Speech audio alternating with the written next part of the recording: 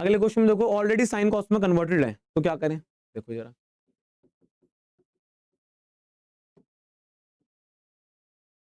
देखो कॉस है 1 plus sign है, ठीक है, प्लस 1 प्लस साइन है अपॉन में कॉस है।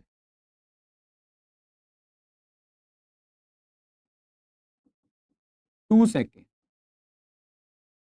समझ में आ रही है बात। अब देखो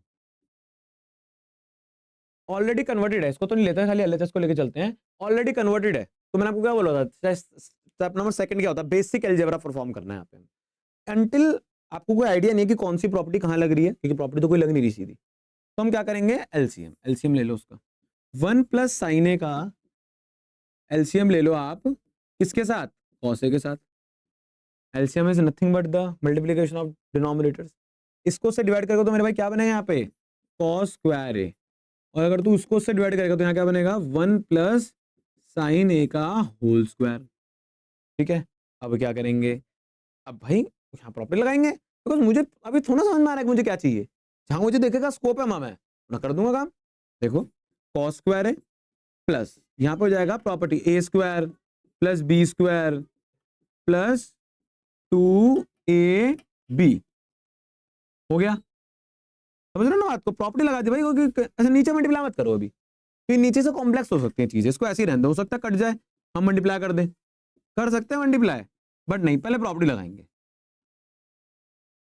देखो अब ऊपर देखो, ये कॉस स्क्वायर है प्लस साइन स्क्वायर है, क्या होगा 1, और ये 1 बचा हुआ है 1, और फिर क्या है, ये 2 साइन है, 2 साइन ए अपॉन में क्या है 1 प्लस साइन ए ब्रैकेट में कॉस है, 1 प्लस 1 2 प्लस 2 साइन है अपॉन में 1 प्लस साइन है कॉस।